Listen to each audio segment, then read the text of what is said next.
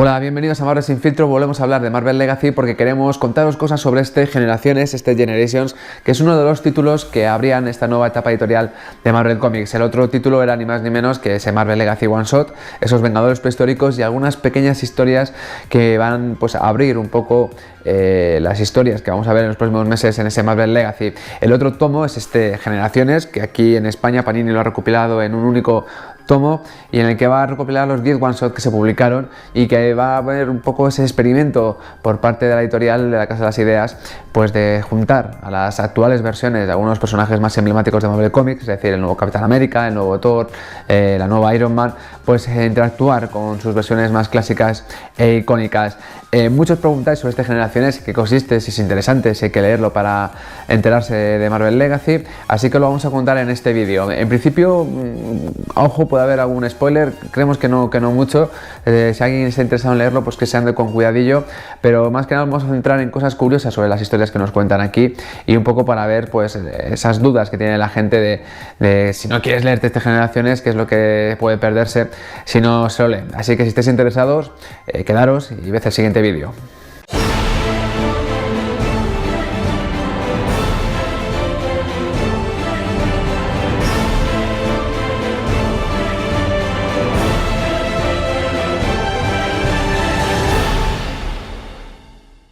Como decíamos al principio, Generations o Generaciones es una maxi serie de 10 one-shot, de 10 números. Aquí en España tenemos la suerte que vamos a disfrutar recopilado en un único tomo, en el que bueno, simplemente se emparejaban pues, a las versiones más clásicas de algunos personajes del universo Marvel con las encarnaciones actuales más modernas que tenemos ahora mismo en los cómics. Son 10 personajes, aunque en principio en la portada de Alex Rock se proyectaban 11 parejas. Si mal no recuerdo, pues los personajes eran pues Hulk, Fénix, tenemos a Lobezno, tenemos al Capitán América, tenemos a Iron Man, tenemos también a los Thor, a los Spider-Man, tenemos a los Ojos de Halcón, también tenemos al Capitán Marvel con la Capitana Marvel y a las dos Miss Marvel. Estos son los 10 personajes que vemos en el one shot y si os fijáis en la portada de Alex Ross falta un décimo personaje, este más ni menos que Nova. Luego os contaremos qué pasó con él. Todo lo sucedido en estos one shot pues lo tenemos que ubicar en el tiempo dentro de la cronología del universo Marvel, justo en los instantes finales de Secret Empire, una vez que el Capitán América consigue derrotar, el Capitán América original, el bueno, consigue derrotar a su versión malvada de Hydra. Pues veremos cómo Kopik, la niña, ese cósmico viviente, pues transporta a los héroes que se encuentran ahí, que casualmente son estas 10 versiones actualizadas de los personajes clásicos de Marvel, pues los teletransporta a un lugar, a un punto de fuga, en el que les va a permitir, a modo de regalo, pues conocer a sus versiones clásicas en distintos momentos de su etapa. Como podréis descubrir en el one shot del Capitán América, esta desaparición de estos personajes es de tan solo un minuto, una desaparición que no pasa desapercibida al resto del mundo y que luego veremos que va a ser una cantidad de tiempo variable para cada uno de los personajes según sus historias, según podréis ir leyendo. Como decíamos, cada uno de estos personajes va a ser llevado a través de ese punto de fuga, ese Vanishing Point, pues a distintos momentos, a distintas etapas de cada uno de estos personajes clásicos, y ahí es donde van a tener la oportunidad de interaccionar en ese momento concreto de la vida del personaje al que emulan. Algo que sí es en común de todos estos one shot es que estos héroes no saben muy bien el motivo por el que están ahí, no saben muy bien qué es lo que tienen que hacer, pero parece que han sido llevados por una buena razón o por una razón concreta que ellos por el momento desconocen.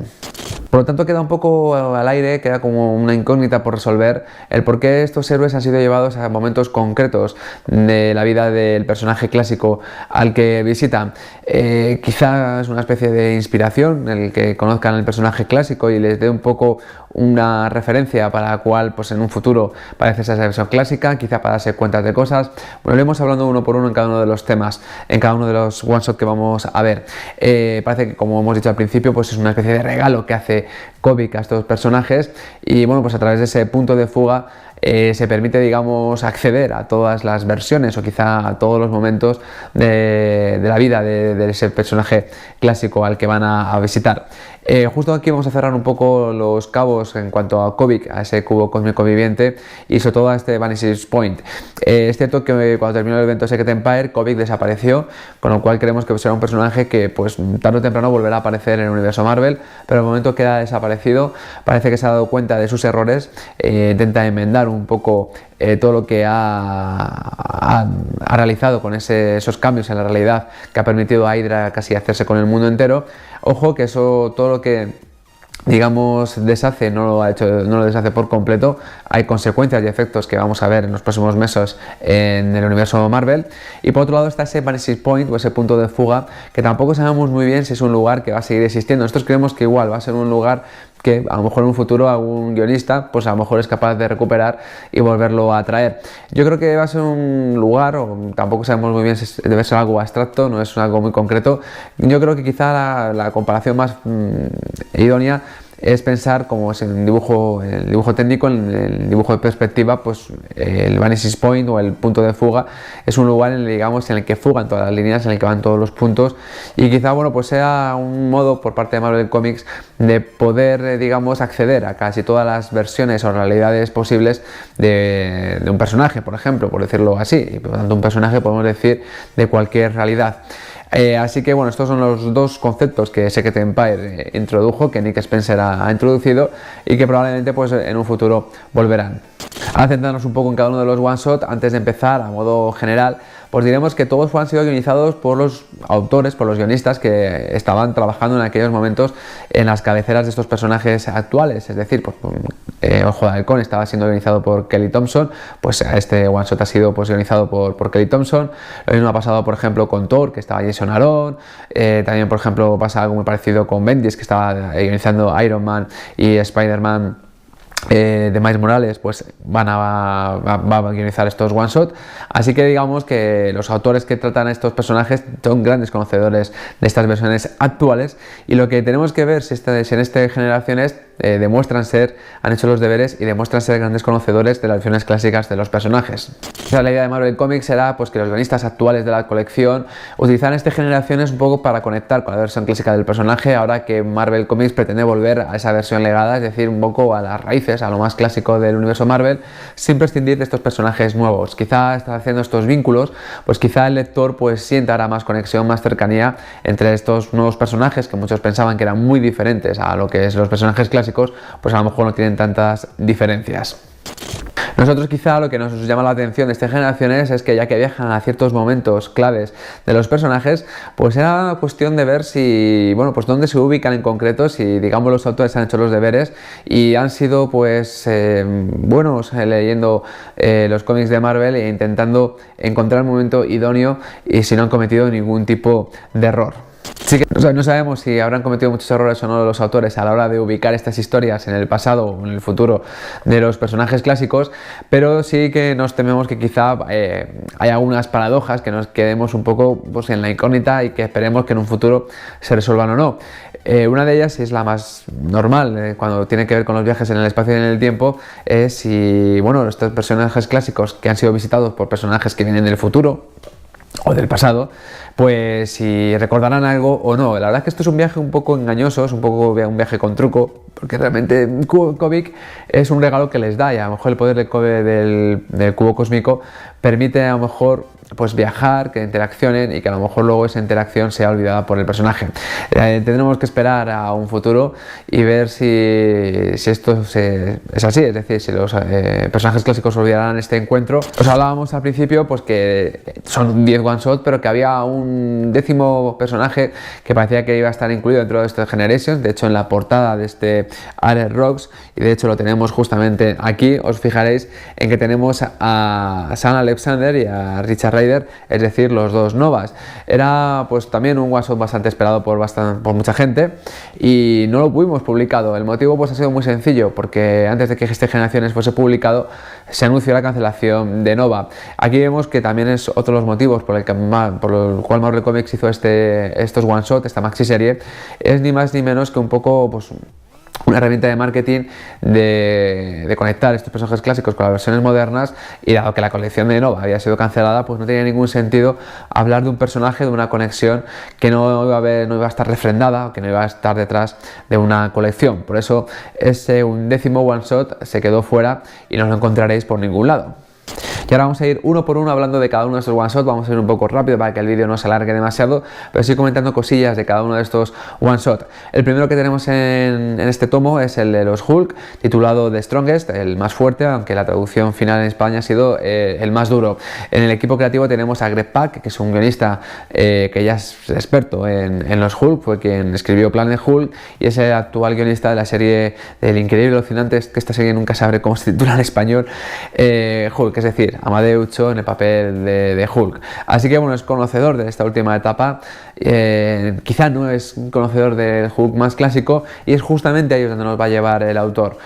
Amadeus Cho va a bajar al pasado, justamente pues en esta historia no podemos quizá ubicarla, no hay referencias suficientes como para ubicarla de una forma precisa, pero sí podemos imaginarnos que es de la primera etapa de Hulk, en esa etapa en la cual era constantemente perseguido por el ejército de Estados Unidos, por el general Thunderbolt Ross, y que no le daban tregua. Pues aquí veremos esta historia, que quizá lo único que tenía como excusa era que Amadeus Cho conociese al Hulk y que ese Hulk de boca de Bruce Banner le contase pues que el Hulk es una maldición, hay una ira interna, algo que va más allá de la ciencia que Amadeus Cho cree controlar, y que esa es una rabia pues que es un poco asociada al poder de Hulk.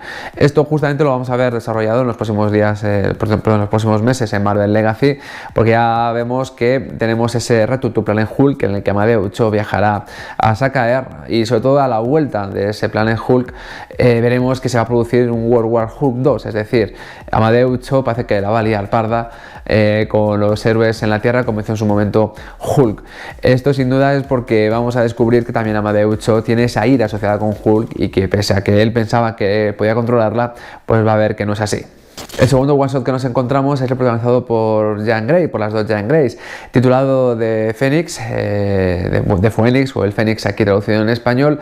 Vamos a ver pues a la Jean Grey original, con esa Jean Grey desplazada en el tiempo, esa nueva patrulla X que trajo la bestia a esta línea temporal, y que bueno, pues le va a permitir conocer a la Jean Grey original. Además, esto es interesante porque sabemos que en la colección de Jean Grey, que aquí la vamos a ver recopilada en tomos 100% Marvel, que en Estados Unidos ya sabemos que ha sido cancelada, y que además todo venía un poco motivado porque en esa colección esa Jean Grey desplazada en el tiempo estaba intentando prepararse para la llegada del Fénix, y atentos porque también va a tener que ver bastante ese Phoenix Resurrection, en la cual vamos a poder presenciar el resurgir de la Jean Grey original. De hecho, justamente cuando se anunció este Generations, se anunciaba pues que habría un personaje que volvería a la vida, y se trataba sin duda de este, aunque luego llevamos la sorpresa de otro personaje más. Luego os hablaremos de él. Cosas que vemos en este one shot interesantes. Bueno, pues era importante esa interacción, porque la Jean Grey desplazada en el tiempo, digamos, está preocupada por esa llegada del Fénix, y le va a venir bien conocer a la Jean Grey original. De hecho, una de las cosas que vamos a ver, motivaciones de estos personajes cuando interactúan con la versión clásica, es si deben contar o no lo que ellos saben. Y aquí es donde vamos a ver más palpable, porque la Jean Grey original, perdón, la Jean Grey desplazada en el tiempo, arde en deseos de contarle a esa Jean Grey todo lo que va a suceder, pero ella cree que no debería. Bien, lo más importante es intentar ubicar esta historia. La verdad que sí que nos da alguna pista, alguna referencia, y creemos que hemos encontrado su ubicación, digamos, en la línea temporal del universo Marvel. En un momento determinado se dice que Jean Grey está pues, en un lugar de vacaciones, un poco intentando superar la pérdida de la Patrulla X. Esto es una buena pista porque nos sitúan ni más ni menos que en el 113 de los X-Men, en ese desenlace de la batalla contra Magneto, en el cual se da por muerta la Patrulla X y tan solo parece sobrevivir la Bestia y Jean Grey. Estos dos únicos supervivientes se lo comunica Charles Xavier, y luego vemos aquí como que efectivamente la Patrulla X no está muerta, pero sufre todo un periplo de diversas aventuras que van a durar varios números hasta de nuevo llegar a la mansión de Charles Xavier. Mientras pues Jean Grey pues intentará superar esta pérdida, se irá de vacaciones. Además, en un número concreto, en el 117, se indica claramente pues que se va a tomar unas vacaciones, y es quizá por esos números donde podemos situar la historia. En el número, en este one shot, vamos a ver pues cómo la Jean Grey desplazada en el tiempo detecta la presencia de Mente Maestra, y esto además pues nos da más pistas sobre dónde se sitúa la historia, porque a partir del 117, encaminándonos al 130, en el que sale la saga de Fénix Oscura, es cuando Mente Maestra intenta abordar en distintas ocasiones a Jean Grey para intentar confundirla y unirla al Club de Fuego Infernal como la Reina Negra.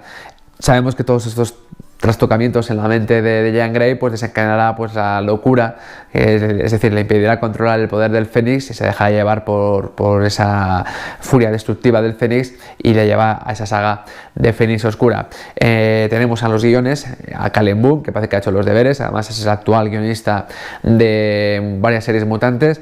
De hecho, pues parece ser que se ha empapado bastante bien, porque en Marvel Legacy vamos a ver cómo va a tirar de historia de los mutantes, y en el dibujo tenemos a R.B. Silva, que la verdad es que bastante impresionante el dibujo. No hemos comentado en el Hulk que teníamos a Matteo Bufcani, también a los dibujos, y la verdad es que también muy bien. La verdad es que el nivel general de todos estos one shots es bastante alto a nivel gráfico, y R.B. Silva es quizá uno de los que más destaquen.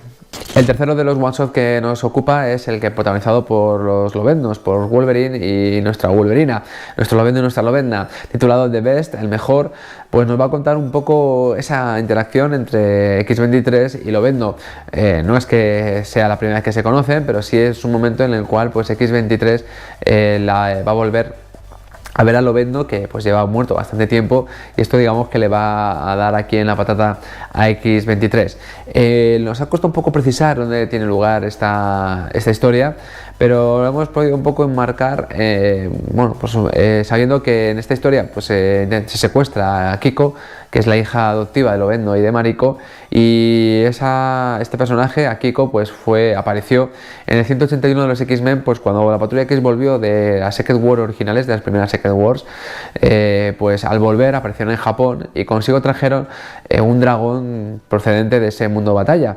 En Japón, durante la lucha contra el dragón, pues hubo golpes perfectos, y entre los efectos colaterales los padres de Akiko murieron, y eso pues decidió a Logan y a Mariko adoptarla. Este, digamos, es el punto de inicio. El momento en el que transcurre esta historia puede ser tan largo hasta la propia muerte de Mariko, que si mal no recuerdo fue en el número 53 o 55 de Lobezno, allá por julio del 92. Aquí nos da pista el uniforme. Al tener un uniforme amarillo, pues nos sitúa que quizás todo esto ocurre poco antes de que Mariko muera, es decir, ya cuando pues se han establecido los equipos oro y azul, y Lobezno ya tiene su propia colección de Lobezno, marchando ya por casi los 50 números. Se ubica aquí la historia. Aquí está esta historia, que está escrita por Tom Taylor y dibujada por Ramón Rosadas, es la que nos ha dejado un poco agridulce. Yo personalmente creo que aquí no vamos a encontrar a nuestro Lobezno de aquella época. Lobezno durante bastante tiempo ha mostrado ser un personaje muy duro, bastante consciente de sus capacidades, e incluso, o mejor dicho, nunca es consciente de sus límites y siempre ha ido a más. Y aquí en todo momento vamos a ver cómo lucha contra la mano, y vamos a ver cómo en todo momento parece como que se da por perdido. Él mismo piensa que va a morir y dice, vaya, voy aquí a morir, hasta que aparece de forma justamente en un momento en el momento adecuado, aparece X-23 a evitar su muerte, algo que jamás nosotros hemos pensado que Lobezno pudiese morir. Es quizá una de las cosas que quizá en este one shot no nos han gustado. La forma de interpretar a Lobezno quizá no sea la más adecuada, y pensamos que no es la versión clásica del personaje. Fuera de eso, pues nos vamos a ver pues ese encuentro, ese secuestro de Akiko, provocado por Dientes de Sabre, en un intento más de intentar buscar las cosquillas a Lobezno.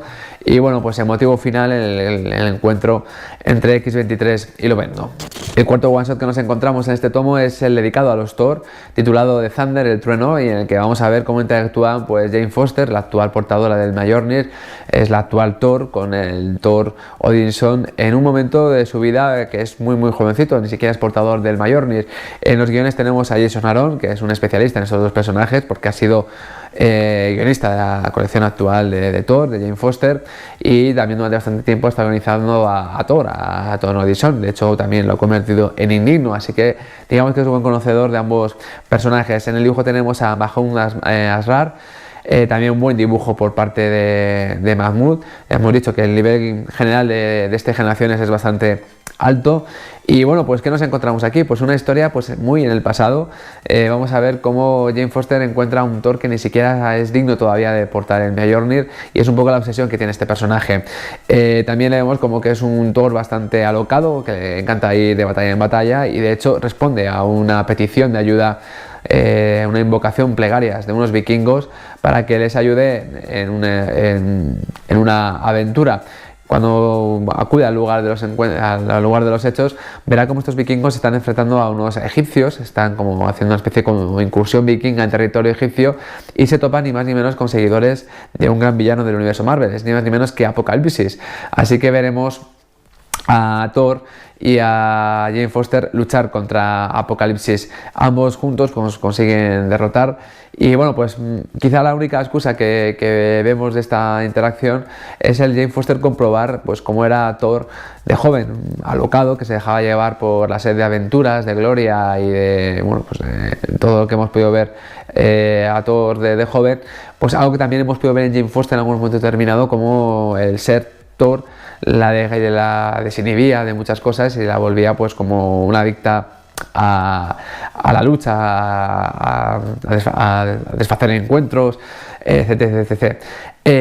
Quizá también lo que nos importa quizá en esta historia, o quizá donde Jason Aaron quería ir al final de esta historia, es en las páginas finales, en las que vemos a Odín, el padre de todos, en ese momento pues rememorar, viendo a su hijo pues que es todavía joven y reflexivo, pues bueno, pues cómo es la juventud y ese vigor que tienen, y recordar pues el romance que tuvo con Fénix. Eso es algo que hemos podido intuir en ese Marvel Legacy One Shot, en el cual parece que Odín y Fénix han tenido una relación. Aquí lo volvemos a ver y ya vemos como Jason Aaron esta historia le va a dar más proyección, como ya hemos visto anunciado en la etapa de Marvel Fresh Start.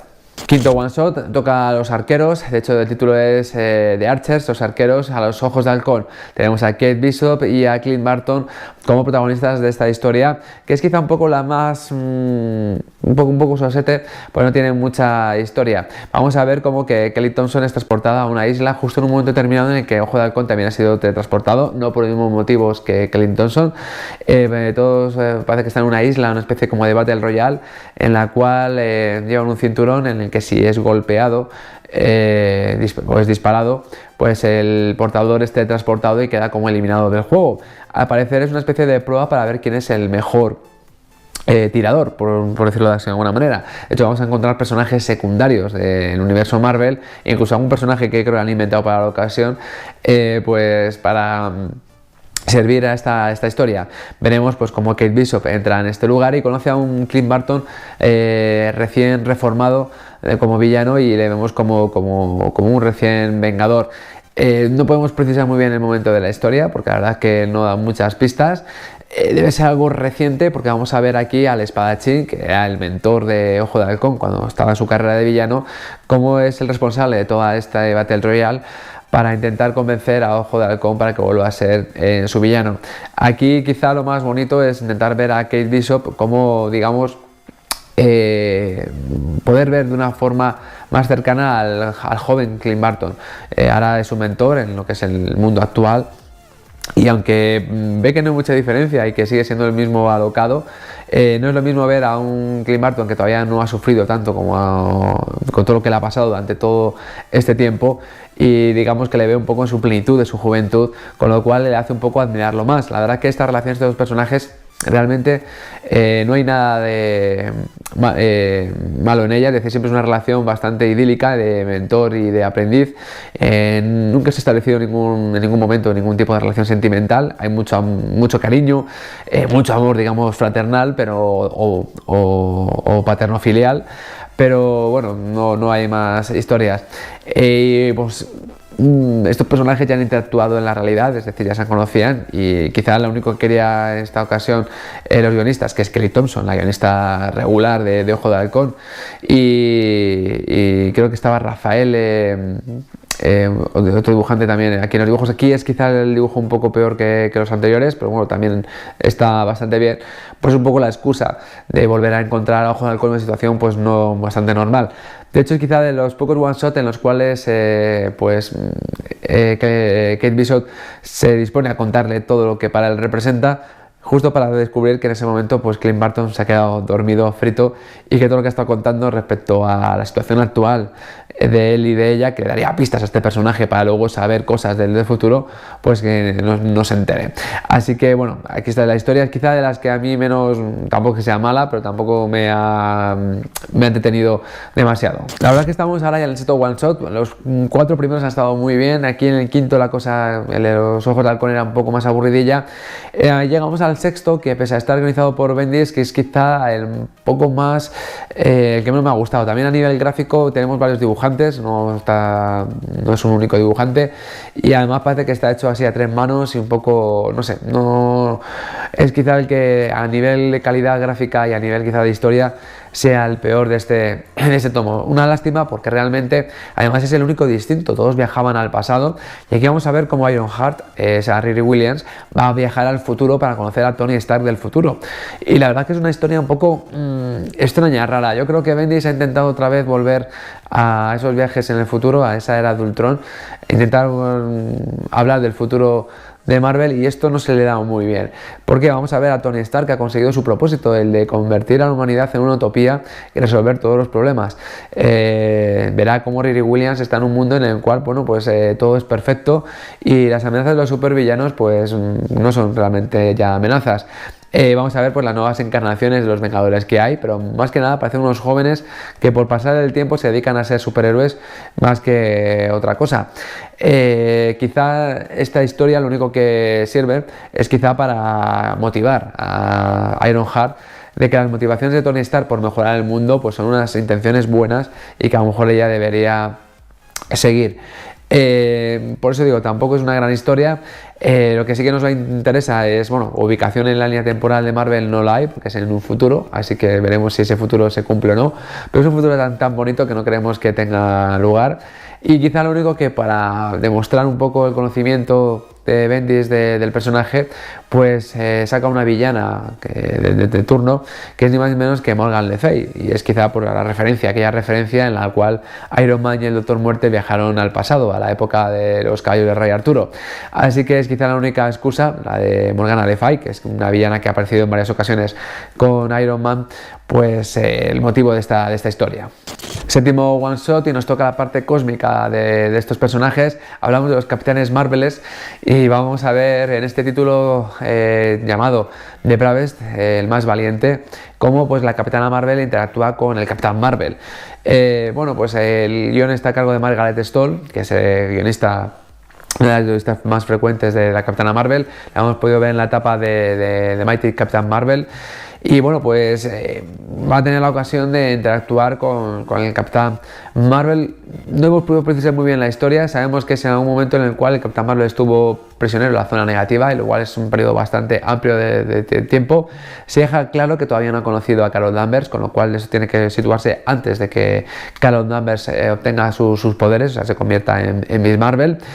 Y bueno, pues realmente pues la zona negativa, lo que hay, pues bueno, pues veremos cómo ambos Capitanes Marvels ayudan a un pueblo sometido por otro, que además sometido en el sentido de que no quieren hacer nada y prefieren vivir bajo ese yugo que intentar sufrir las consecuencias de enfrentarse a sus amos o sus dominadores. Y veremos pues cómo los Capitanes Marvel rompen esta rutina. La verdad es que la historia también es un poco, no tiene mucho razón de ser. Sí, se encuentran, no tienen mucha más motivación. Es pues comprobar que el Capitán Marvel siempre ha sido un personaje pues muy valiente, muy echado para adelante, y pues ese es el momento en el que la Capitana Marvel va a recordar todo lo que era ese amigo que tuvo y que lleva muchos años desaparecido. Cuando hablaban de que en generaciones se recuperaría un personaje, todas las alarmas saltaron, porque estaban todavía respetando al único personaje de Marvel que todavía no ha sido resucitado, o de los pocos que no ha sido resucitado, que es el Capitán Marvel. Teníamos miedo de que fuese uno de los personajes resucitados, no va a ser así. Yo creo que es un Capitán Marvel que aquí yo creo que Margaret Stoll no está muy acertada, yo no veo representado al Capitán Marvel clásico, porque bueno, tampoco sea una historia que no hay una longitud de páginas en las cuales pues le permita a lo mejor desarrollarse demasiado, pero bueno, además tampoco el dibujo acompaña mucho, estamos acostumbrados a haber dibujado a Capitán Marvel por Jim Starlin, poco más le han dibujado, y casi tenemos en la memoria que bueno, el dibujo que tampoco acompaña pues hace que esta historia sea un poco bueno, pues sin mucho sentido. Octavo one shot, ya nos quedan menos, seguimos con la parte cósmica. En esta ocasión le toca a las Miss Marvels, en este caso este one shot se titula The Marvels, las maravillas, y pues, bueno, pues veremos ahí a Kamala Khan como Miss Marvel, que viajará al pasado para conocer a Carol Danvers, que también será Miss Marvel. Aquí sí que hemos podido bastante precisar el momento en el que ocurre. Esto tiene lugar poco después de que Carol Danvers obtuviera sus poderes de Miss Marvel. Esto justamente se sitúa cuando deja la NASA, cuando renuncia a la NASA y se convierte en una escritora de éxito y se convierte en la editora de la revista Woman, como en el propio One Shot vamos a poder ver. De hecho, la vamos a reconocer porque la vamos a ver con su uniforme original, con su traje original, y bastante lejos de ese segundo uniforme de Miss Marvel, y sobre todo esa historia que quizás tenemos más reciente en el pasado. Estamos hablando de la etapa de Forum, en la cual pues Miss Marvel perdió sus poderes a manos de Pícara, o sea que de ahí hasta hay bastante trecho, o sea que es digamos una Miss Marvel muy en sus orígenes. Vamos a ver cómo Kamala Khan pues viaja hacia Nueva York, situado pues en los años finales 60, principios 70, en la cual bueno pues vemos la revolución ese intento de revolución de la mujer, de ser mujeres fuertes, de intentar reivindicar un poco el feminismo. Aquí tenemos en el guión a G. Willow Wilson, que es la guionista actual de Miss Marvel, y bueno, pues vemos que es una guionista que además en estos temas sí que es buena conocedora, y la verdad es que es de los one shot que sí que nos han gustado mucho. Además el dibujo nos ha encantado, creo que es Paolo Vinanelli, creo que es el dibujante, y pega mucho. Y bueno, vamos a ver pues cómo Carol Danvers es editora de esa revista Women. Vamos a ver ahí a JJ Jameson, que contrata de forma accidental a Kamala Khan como becaria para trabajar a las órdenes de Carol Danvers. Ahí va a poder interactuar con el personaje, y atentos porque la forma de pensar de Kamala Khan va a inspirar a la propia Carol Danvers. Estas son historias muy bonitas porque vamos a ver cómo precisamente aquí es al revés, la inspiración la da este personaje joven, más que al contrario, y además es pues un discurso un tanto en pro de que la mujer es mucho más que un simple objeto y que tiene capacidad de decisión. Aquí la villana de turno es una Shi'ar, es más ni menos que Grito Nocturno, que es su primera aparición porque es un personaje que ha sido creado especialmente para este one shot, con lo cual no busquéis referencias en el pasado porque no lo vais a encontrar de este personaje. Así que bueno, la verdad es que es una de las historias de los one shot que me han gustado. De hecho, después de estos que contamos que eran un poco más flojetes, el de Iron Man, el de Capitán Marvel y demás, pues este sí que vuelve a tener mucho interés. Además el dibujo acompaña, está muy bien, y este es de los que os recomendamos que os leáis. Nos quedan tan solo dos one shot. El penúltimo es el dedicado a los Spider-Man, de hecho es titulado The Spiders, las arañas, y vamos a ver pues cómo interactúan Peter Parker y Miles Morales. Bueno, esto de interactuar los Spider-Man ha sido objeto de morbo. Ya pudimos ver ese primer crossover que tuvieron, el más reciente, en esa miniserie de Spider-Man, pues hemos tenido una segunda vuelta de ese Spider-Man. Están ahora mismo los dos Spider-Man en el universo Marvel, ya han interactuado, pero aquí la interacción pues va a pasar un poco como el de los ojos de halcón, es decir, que vamos a llevar a Miles Morales al pasado más reciente, o sea, bueno, al pasado más lejano de Peter Parker, cuando todavía pues lleva poco con los poderes de Spider-Man, y ver un poco de primera mano cómo era Peter Parker en aquellos momentos, algo que le va, digamos, a empatizar con él, porque va a sentir un poco esa responsabilidad de ser Spider-Man. La ubicación además es bastante concreta, bastante fácil de encontrar, porque la situamos en el 32-33 de Spider-Man, que es ni más ni menos cuando la tía May enferma con una extraña enfermedad de la sangre. Peter Parker que es por su culpa, porque le hizo una transfusión de sangre y cree que pues la picadura de la araña radiactiva, pues la reacción hubiera pasado a la tía May, y descubre pues que bueno, intenta conseguir una cura, un suero que permita curar a la tía May, que cae en manos del Doctor Octopus, y cuando va a conseguirlo pues cuando va a luchar contra Octopus es cuando el laboratorio donde tiene lugar la lucha se viene abajo, se hunde bajo el agua, y vemos esa famosa portada de Spider-Man aguantando hasta límites insospechados, cerca de venirse abajo, de esa debilidad de morir. Pues no solo consigue evitarlo, sino que también consigue evitar la muerte de su tía, y es justamente en ese momento, después de esos sucesos, en el que vamos a ver cómo Peter Parker, digamos, el estrés puede con él, se viene abajo, se echa a llorar, y Miles Morales es el hombro que le va a permitir, digamos, consolar a Peter Parker. Vamos a tener en el dibujo a Bendis, que si el de Iron Man no le salió muy bien, este sí le ha salido muy bien. Se nota que es que Miles Morales es un personaje que le gusta, que le encanta, y bueno, pues la interacción con Peter Parker yo creo que no le ha sido muy difícil. Quizás unas historias en las cuales Bendis se encuentra a gusto. Yo creo que lo de los grandes eventos y los viajes en el tiempo a Bendis se le resiste un poco. Aquí sí que se le ve, las historias más humanas es donde Bendis es más especialista. Además, creo que es el dibujante Ramón Pérez, le acompaña, es un dibujo muy distinto, no es un dibujo de superhéroes, es un dibujo ideal para esta historia, para una historia humana, al fin y al cabo. Así que muy bonita esta historia. Vamos a ver cómo, cómo Miles Morales se da cuenta de que Peter Parker ha sufrido mucho, que lo que él ha sufrido a lo mejor no tiene ni punto de comparación con lo que ha sufrido el Spider-Man original. Y terminamos con el último one shot, el dedicado a los Capitanes Américas. Atentos, porque este está titulado como The Americas, que ha sido titulado como los americanos. Yo creo que la traducción ha sido las Américas, porque yo creo que cada Capitán América representa una América distinta, y yo creo que ese era un poco el juego, más que los americanos, era un poco la traducción ideal. Yo creo que era las Américas más que los americanos. Bien, pues de Américas, el título original, vamos a ver pues cómo el Capitán América actual, que es ni más ni menos que Sam Wilson, el antiguo Halcón, pues va a viajar justo al inicio de la Segunda Guerra Mundial, cuando Steve Rogers quiere alistarse al ejército, cuando entra en el proyecto del super soldado y se convierte en el Capitán América. Bueno, pues curiosamente es una historia en la que, bueno, por un lado, también esta me ha gustado mucho. Esta es quizá la que más larga en el tiempo se desarrolla, y es quizá la más especial de todas, porque en este vamos a ver que el personaje no vuelve a... Esto quizá de las paradojas que os tienen que explicar, porque a mí no ha quedado muy claro. Mientras que todos los personajes han estado más o menos cierto tiempo en el pasado, todos al final retornan. Aquí este personaje parece no retornar, o sí, no lo sabemos. Hay una paradoja bastante curiosa al respecto. Pues como os decíamos, Sam Wilson aquí nada más nos va a servir un poco para contarnos ciertos detalles, lo decíamos al principio del vídeo. Le vamos a ver cómo se encuentra, digamos, siendo sometido a un interrogatorio por parte de, no diremos S.H.I.E.L.D., porque S.H.I.E.L.D. tras Imperio Secreto se ha desmantelado, pero parece que está siendo interrogado por servicios secretos gubernamentales de Estados Unidos. Quieren saber qué ha pasado en ese minuto. Es cuando sabemos que durante un minuto esos personajes han desaparecido. Esta historia ha sido organizada por Nick Spencer, así que pues bueno, le tocaba a él. Ha sido quien ha hecho Secret Empire, que dice Capitán América.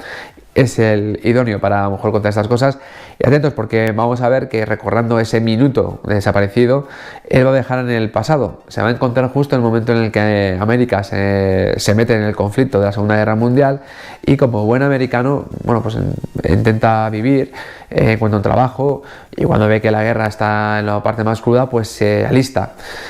Atentos, porque él viaja con sus alas, y veremos cómo pues va a estar en el frente, en Europa, en el frente de Europa, luchando contra los nazis.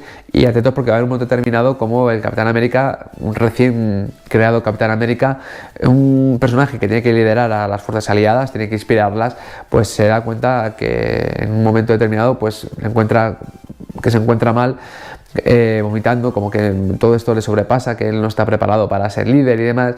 Y vemos curiosamente que Sam Wilson le motiva, le inspira para que realmente pues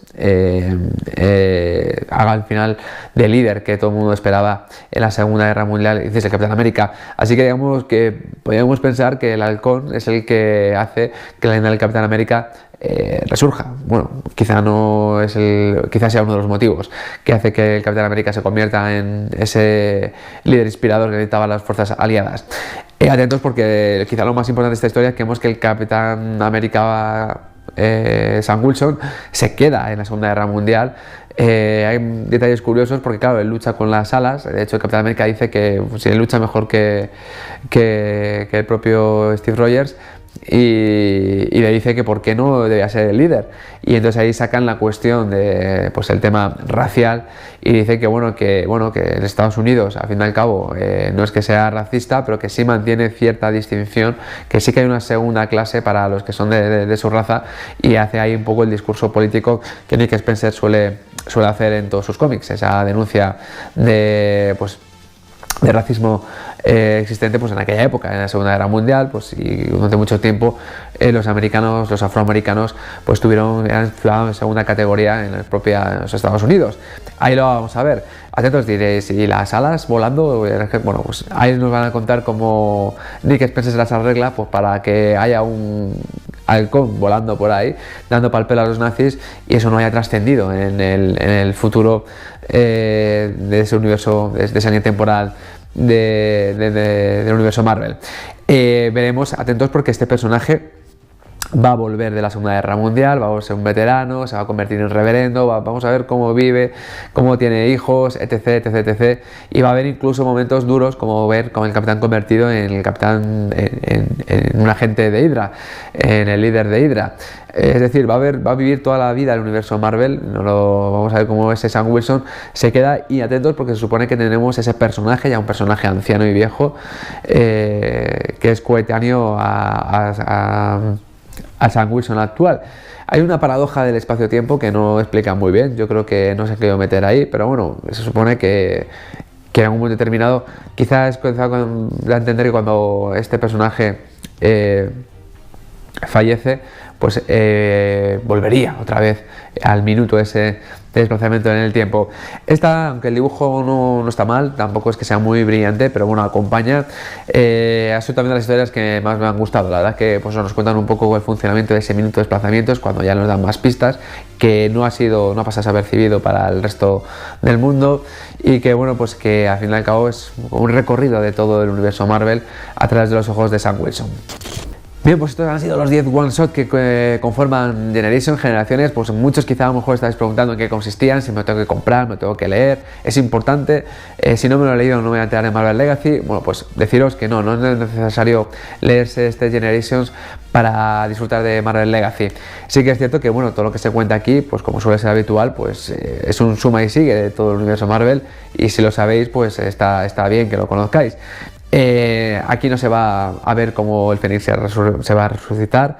El Ovento, que también hemos averiguado que va a resucitar, tampoco lo van a contar aquí. Las historias, en fin, no tienen ninguna trascendencia, no van a afectar de alguna forma palpable a lo que son los cómics. Pero sí vamos a ver, por ejemplo, que en la parte de Hulk, pues Amadeus Cho va a empezar a buscar más que buscar, se va a encontrar con esa ira asociada a Hulk. Quizá Kate Wilson, Kate Bishop, pues tenga otra perspectiva de Ojo de Halcón, le conozca más. Lo mismo pasará igual con X-23, también con Kamala Khan.